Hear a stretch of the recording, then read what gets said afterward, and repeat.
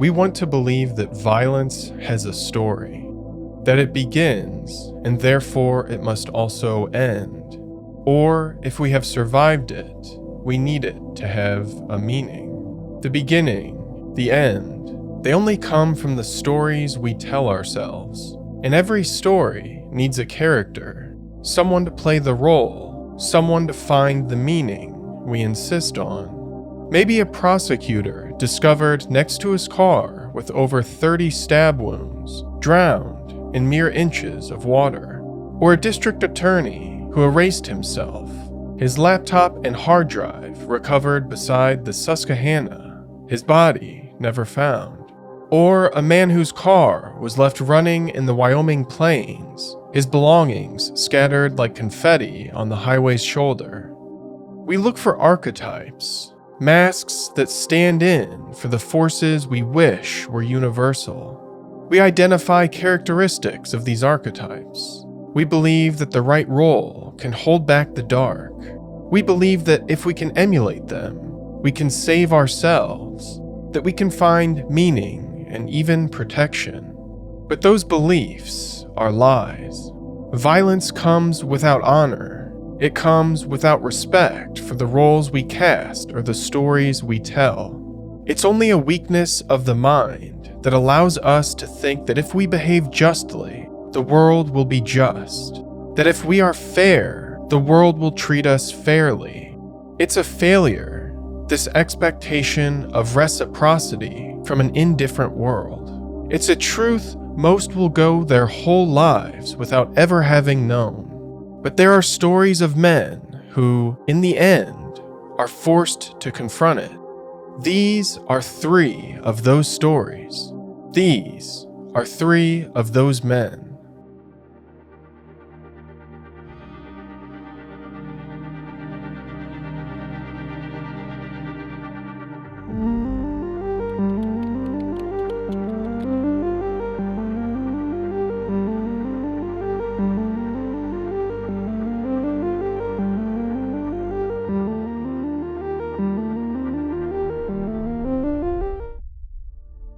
On the night of December 3rd, 2003, Jonathan Luna walked out of the Baltimore federal courthouse for the last time.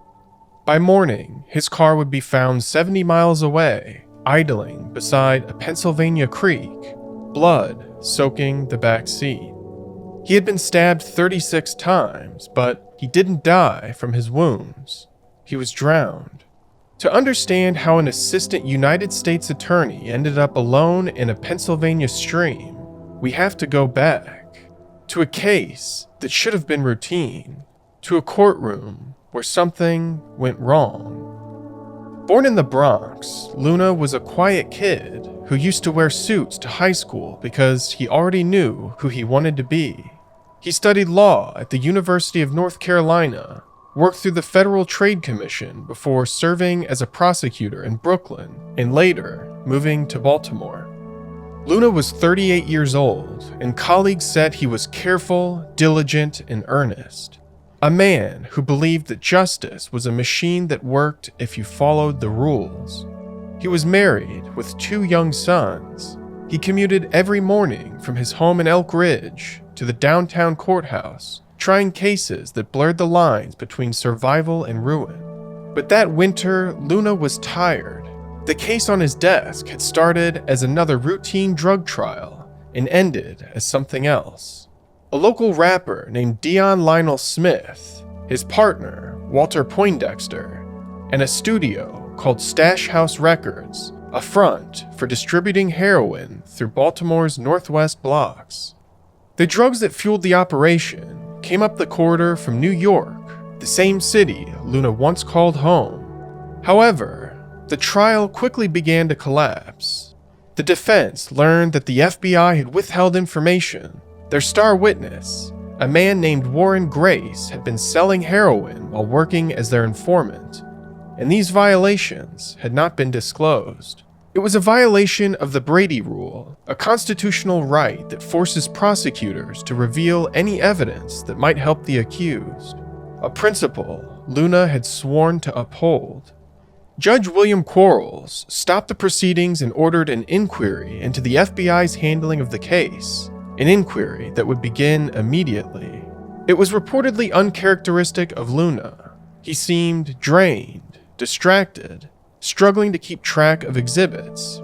One morning prior, he had been fined for appearing late to the court. He told the judge his infant son had been in the hospital. Colleagues said it was more than exhaustion. Although they had the makings of a slam-dunk conviction, his supervisors demanded that he offer a plea deal to avoid the inquiry into their informant. They wanted the whole thing to disappear before it reached the doorstep of the FBI. Somewhere between that order and the courthouse lights going dark, Jonathan Luna began to unravel. Although some suggest it began a year earlier, another case that became a loose thread, one that never stopped following him. The defendant's name was Naco Ray Brown, a polite, soft-spoken bank robber with a penchant for wearing costumes during his robberies. Hospital scrubs, fedoras. He never fired a weapon. He just passed a note to the teller, collected the money, and left. Brown had robbed 4 banks across Baltimore County the year before, each one a performance of disguise and deception. When the FBI raided his home, they found nearly $68,000 in cash, sealed in thick, heat-shrinked plastic evidence bags. It was displayed for the jury like a trophy.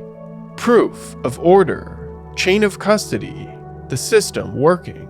When the evidence was logged and boxed for transfer, one of the bags, containing $36,000, was gone, vanished somewhere between the courtroom and the evidence locker. There were no cameras in the corridor. No signed release, no record of who handled it last. Both sides had to sign paperwork claiming they believed the evidence had been returned. The signatures of Kenneth Ravenell for the defense, Jonathan Luna for the prosecution. But inside the Baltimore field office, the whisper started. Someone had to have taken it, and every trail led back to the man who had supervised the case, Luna. The Bureau wanted him to take a polygraph. He delayed it, citing work. He told friends he was worried about his job, that he'd made enemies. By the end of 2003, the money still hadn't been found.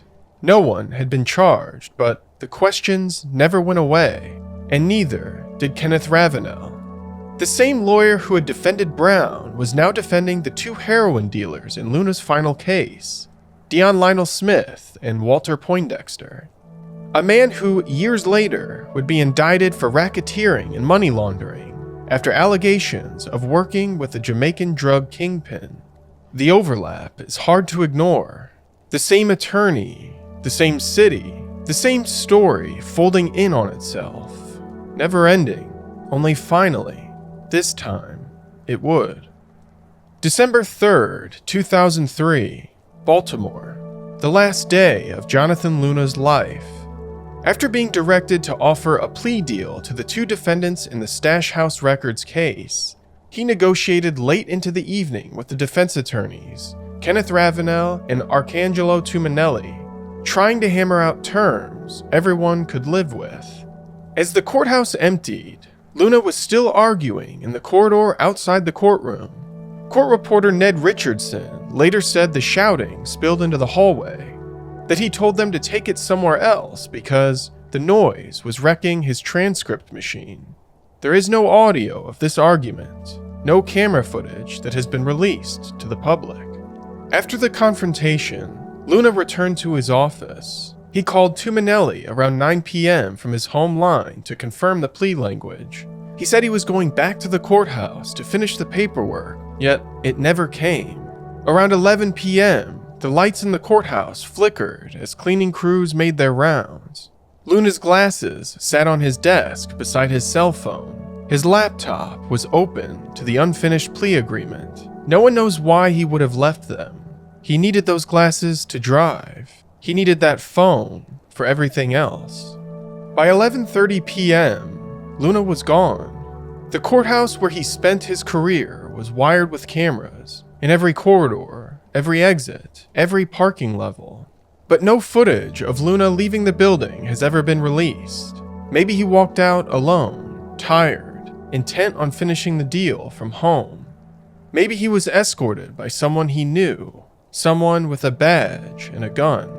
At 11:38 p.m., his silver Honda Accord exited the underground parking garage. Instead of heading south toward Elk Ridge, he turned north toward I-95. The toll records would later confirm it. 11:49 p.m., the car entered the Fort McHenry Tunnel, heading out of the city. He should have been on his way home. Instead, he was driving toward Delaware. 12:28 a.m., the Accord passed through the Perryville Toll Plaza. Then 12:46 a.m., it passed through the Delaware Line Toll. Just before 1 a.m., a $200 withdrawal was made from an ATM at the JFK Plaza rest stop in Newark, Delaware. The transaction was captured on camera, but the image was blurred. The silhouette of a man in a suit, his face lost in the digital compression. If it was Luna, he was still alone, still moving north. Then at 2:37 a.m., the Honda entered the New Jersey Turnpike at exit 6A from Route 130. 10 minutes later, he crossed onto the Pennsylvania Turnpike over the Delaware River Bridge.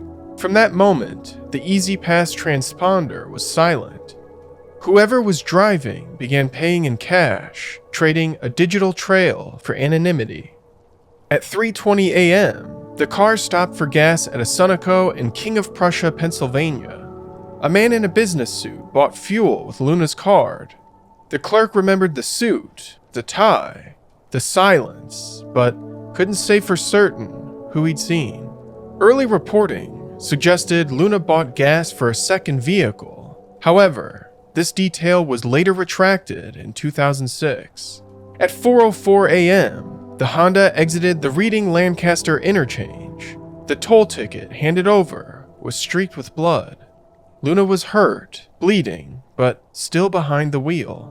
No more transactions, no more records, just the empty black of Lancaster County.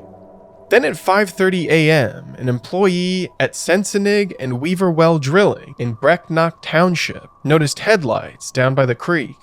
A silver Honda idling at the edge of the bank, driver's side door open, the engine still running. The interior of the vehicle was drenched in blood, especially the back seat.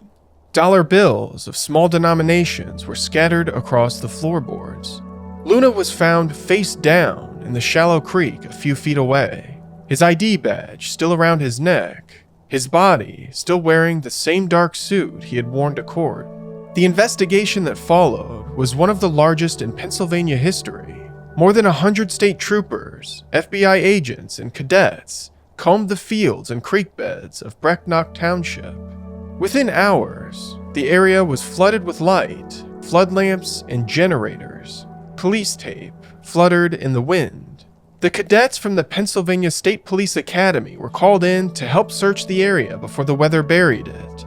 Snow was coming, heavy and blinding, 10 inches that would erase footprints, tire tracks. It would erase everything.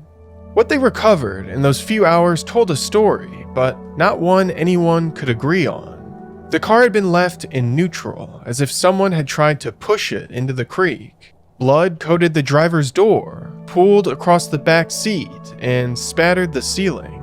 The blood in the back seat suggested he had been attacked inside the car, perhaps tortured, then forced to drive until he couldn't. Nothing was stolen. His wallet, keys, and badge, all still there. 2 months later, searchers found a penknife buried in the mud a few yards downstream, the same model Luna was known to carry. It was still coated with his blood. How had it been missed by the hundreds of men searching months prior? In the following weeks, theories multiplied.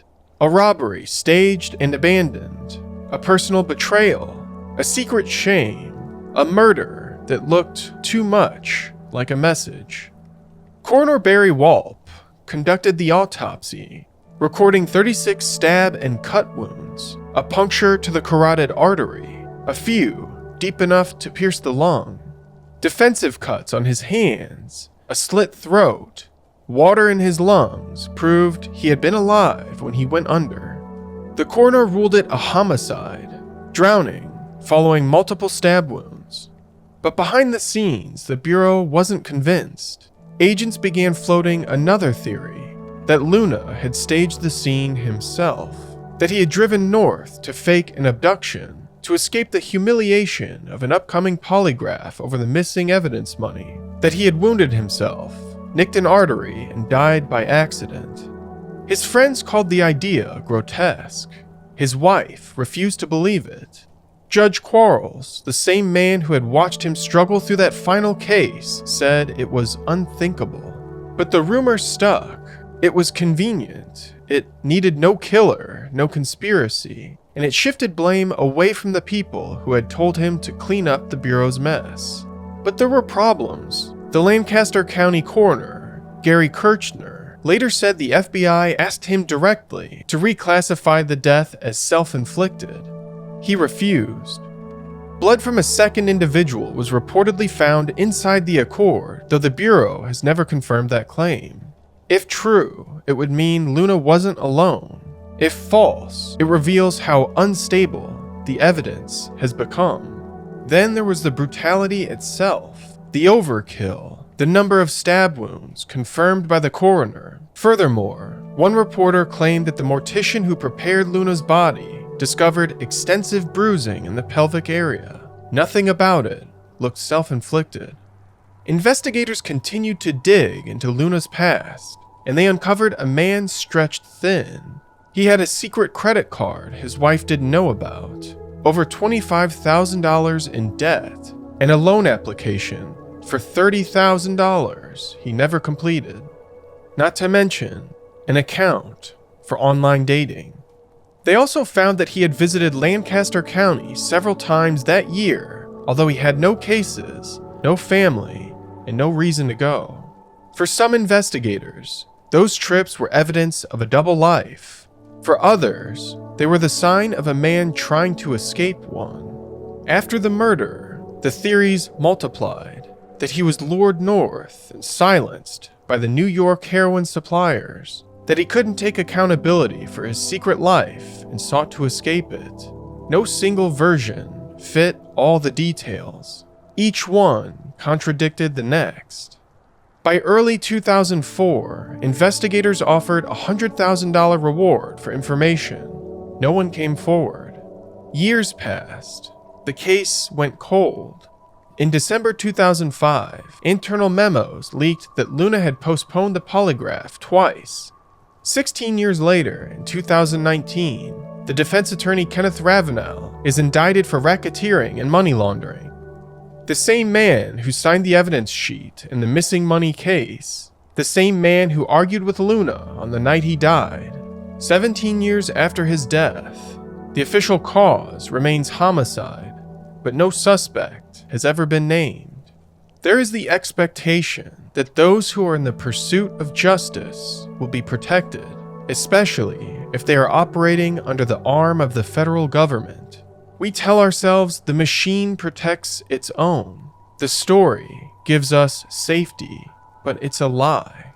The truth comes after 36 wounds in a shallow creek, and 2 winters later, another river and another prosecutor. April 15th, 2005, Center County, Pennsylvania. District Attorney Ray Frank Gricar told his girlfriend he was taking the day off. Around 11:30 a.m., he called from his cell phone to say he was going for a drive through Brush Valley. He was never seen again. Before he went missing, Ray Gricar was a cornerstone. Born October 9, 1945 in Cleveland, Ohio, the youngest of 4 brothers. He earned his law degree from Case Western Reserve. He joined the Center County District Attorney's Office in Pennsylvania in the late 1970s, and he spent nearly 30 years in that office, moving from assistant to district attorney in 1985. He served nearly 2 decades as the DA, known in State College for his soft voice and methodical pace. Reporters described him as deliberate, almost reserved, the kind of prosecutor who rarely sought cameras and preferred to let filings speak for themselves. In 1998, police had investigated reports that a Penn State football coach named Jerry Sandusky had behaved inappropriately with a minor. Gricar reviewed the file and declined to prosecute, citing insufficient proof. At the time, it barely made local news, but years later, when the Sandusky scandal exploded, people would ask whether that decision had painted a target on Gricar's back. By 2005, he was 59 and approaching retirement. He had announced his plan to step down at year's end. He'd bought a small house with Patty Fornicola, a court secretary he'd been dating for several years. That spring, he was juggling paperwork for several lingering investigations, including narcotics cases linked to the New York-Newark heroin corridor. 2 weeks before he vanished, he'd announced Center County's largest heroin and cocaine bust in history, about $1.5 million in seized drugs and cash. He loved his girlfriend, his daughter in Seattle, and the idea of leaving the job quietly. There was no hint that he was planning to vanish. Then, on a clear Friday morning in April, he did. April 15th, 2005, 11:30 a.m., Gricar called from his cell phone to say that he wouldn't be home in time to walk the dog.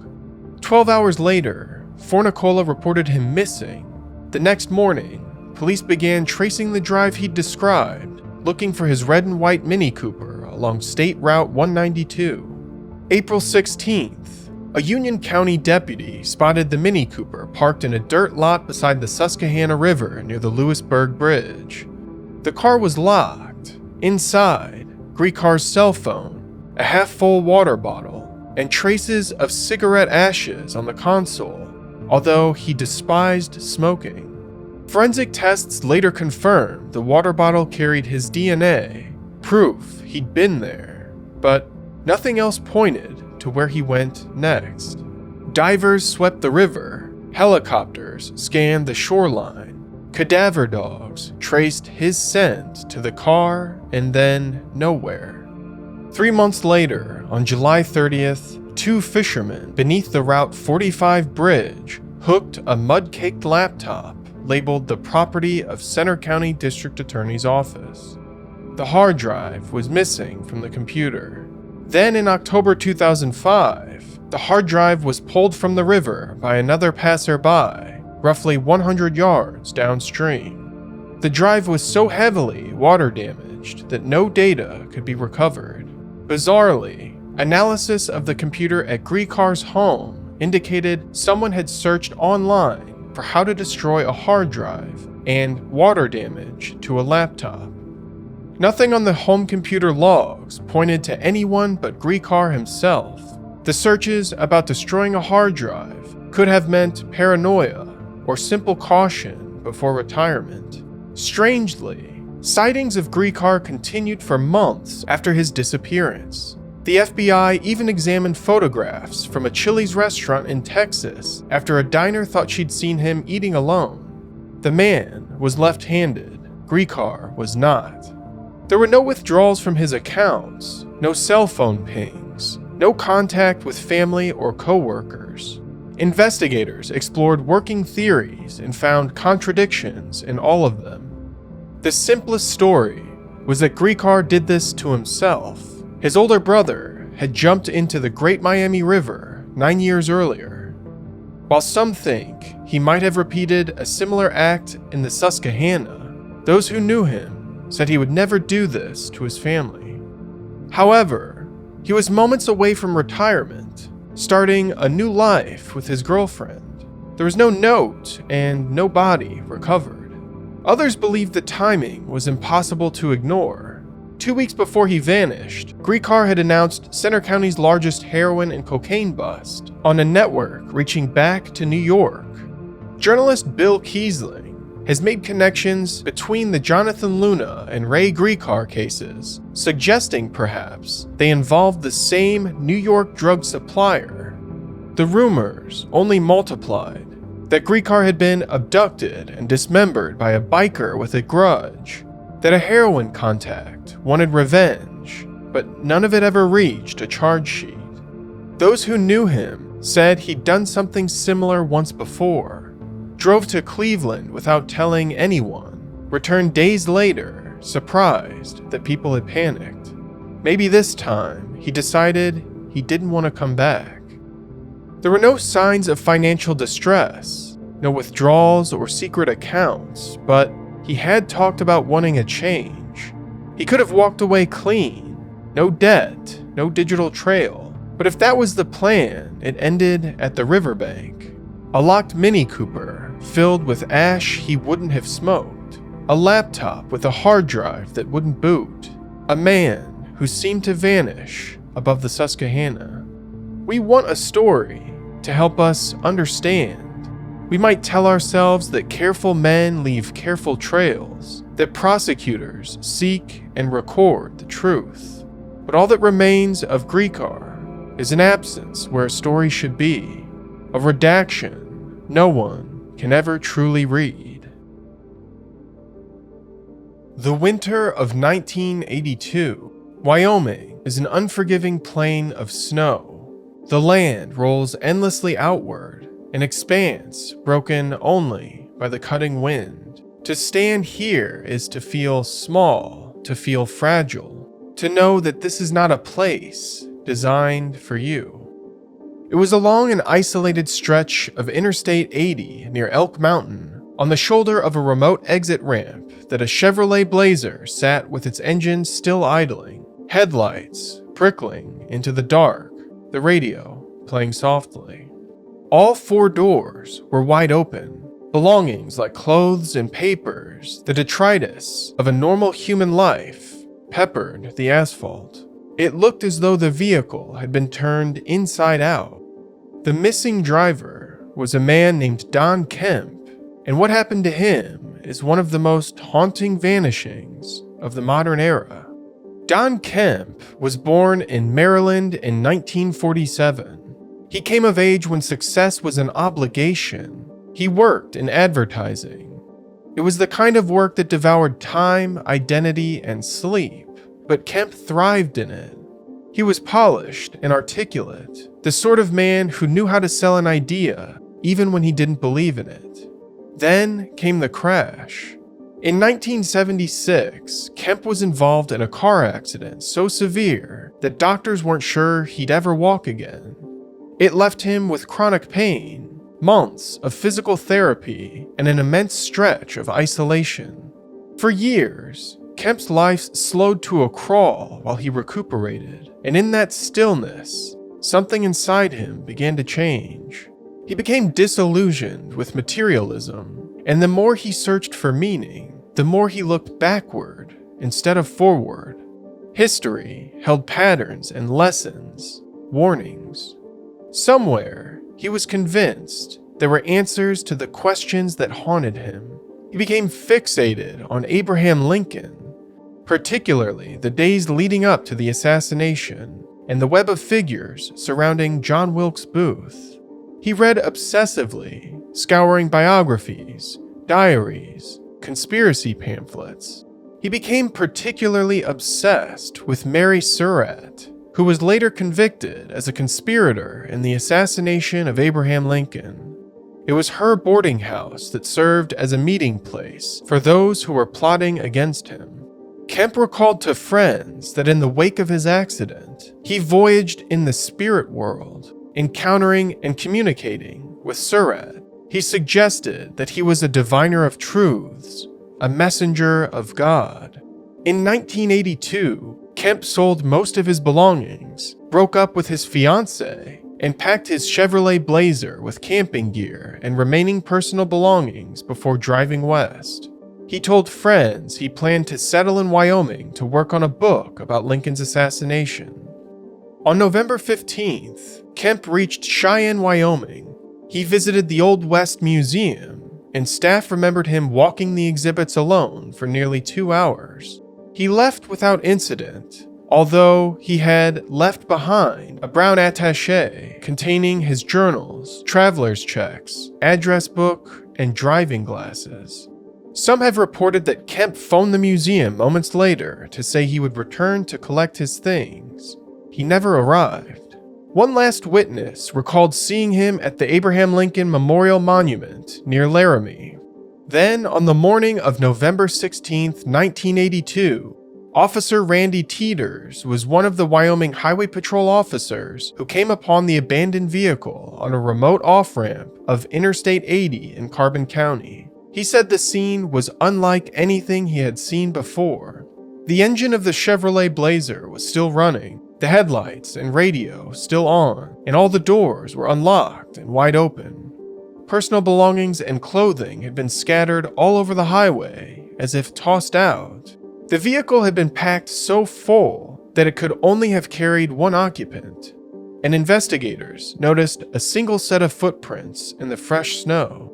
They trailed away from the vehicle and into the empty plains. The majority of investigators at the scene were quick to assume that Kemp, under physical and psychological duress due to his previous injuries, simply wandered away.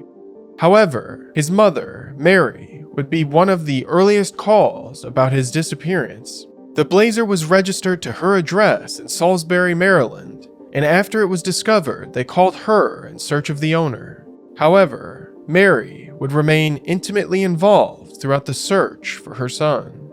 In fact, she discovered odd damage to the vehicle that the authorities overlooked. Kemp's car key was found bent, a side view mirror was broken, and the weather stripping on the passenger door was torn loose. This damage could suggest there was a struggle at the vehicle and that Kemp had not gone missing willingly. When the vehicle was discovered, authorities launched an extensive search. A small airplane was sent up to scan the Wyoming plains, since on an open prairie, a person should have been visible for miles. After hours of searching, the pilot remarked that if Kemp wanted to be found, he could have been found easily.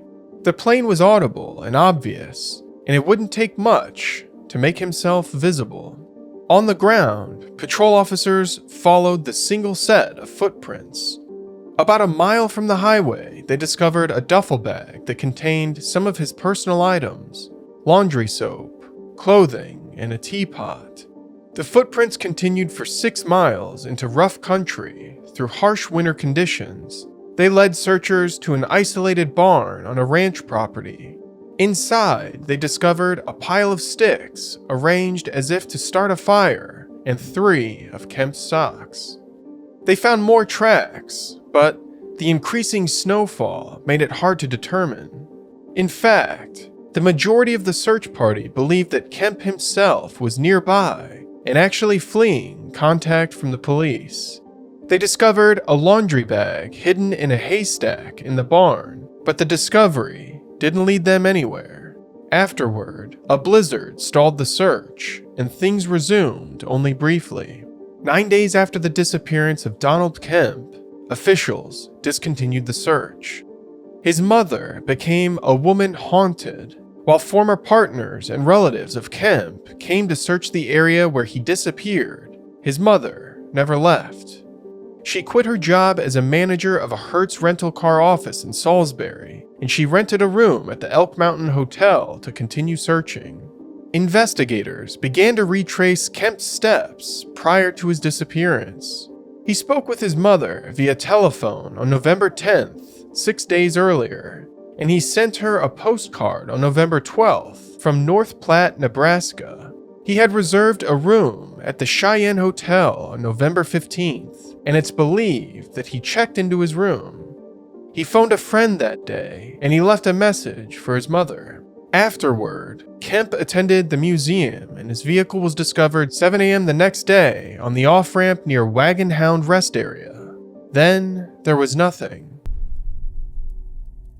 The Wyoming flatlands seemed to fold over, smoothing away any sign of Don Kemp. It was like the land had swallowed him whole, and the world only took a few minutes before it began to forget. The only solace was that the passage of time could eventually provide enough distance to dull the pain of his disappearance. Then, the phone calls started. In December 1982, a woman in Casper, Wyoming reported seeing a man who matched Kemp's description. Law enforcement interviewed her and checked local motels and transportation hubs, but they found no evidence that the person she described was Kemp.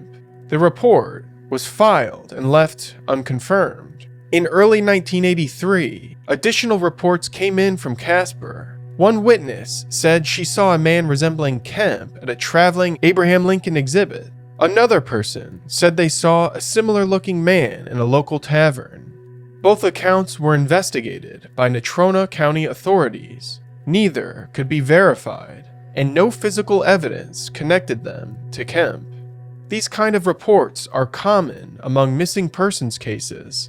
Witnesses who are seeking a reward or simply primed to see the missing due to the wide circulation of their photo and description. But in the case of Don Kemp, things got even stranger.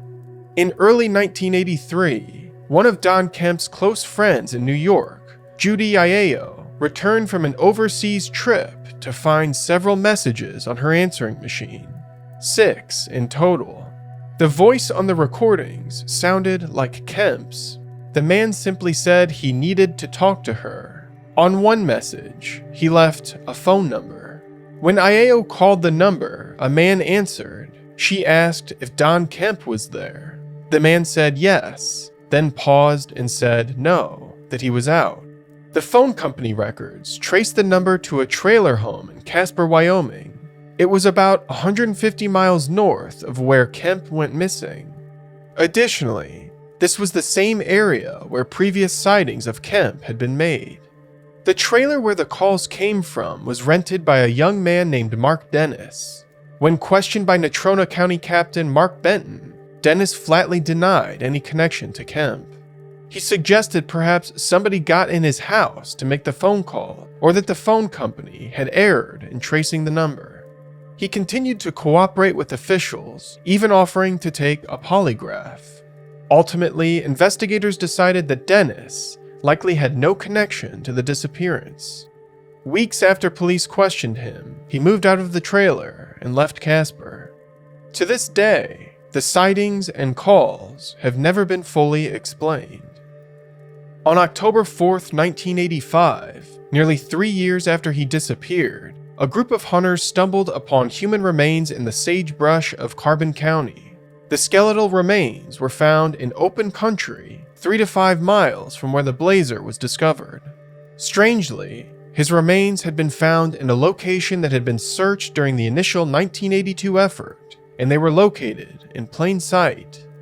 The search recovered a wallet containing Kemp's driver's license and social security number. An autopsy was conducted on the recovered remains. The medical examiner reported no obvious signs of foul play or trauma, such as bullet holes or knife marks on the bones. 4 decades later, there are 2 competing theories about what happened to Don Kemp. The prevailing law enforcement view is that he experienced a mental health crisis or disorientation that led him to walk away from his vehicle and intentionally hide from searchers until he succumbed to the elements. The scattered belongings and footprints were simply the trail of a disturbed man in a panic, not the result of any foul play. Supporters of this theory indicate there's no clear evidence of a second party, and they question the reliability of the sightings and calls, suggesting that the stolen address book could account for the posthumous phone calls. His mother and friends believe he was murdered, and the scene was staged to look accidental. The damage to the vehicle and the lost attaché, they were the result of abduction. The calls came when Kemp broke free from abductors, and it would explain why his remains were later recovered in an area that had already been searched. Other theories have been suggested. Some have tried to propose that Mark Dennis and Don Kemp were the same person, that Kemp had moved there to start his life over, but succumbed to the elements at a later date. However, Dennis led a separate, documented life. Another theory was proposed by a nearby rancher who suggested that Kemp was abducted by aliens, referring to recent nearby cattle mutilations. Don Kemp left only footprints that circled themselves. He sought some truth about Lincoln or himself, and what he found was the silence that follows a story that ends before it can explain itself. There's a secondary violence that comes with every story, and that violence is in the telling. We build stories around these victims, around ourselves. We think that we have the ability to create reason in their deaths and in our lives. If we can impose some structure, if we can collect every detail and fact, we hope that some deeper truth will reveal itself, that we can find protection. We want meaning because meaning feels merciful. But mercy isn't part of the design. The world will always refuse to return what we lose, and it watches with indifference as we try to explain it away. Sometimes we turn to stories not for truth, but to keep from seeing things as they are, to keep from seeing ourselves. Instead, these stories, these archetypes, they are just our reflections pressed against the dark. And maybe that's what the darkness wants, to be seen and to be made into something that can be seen.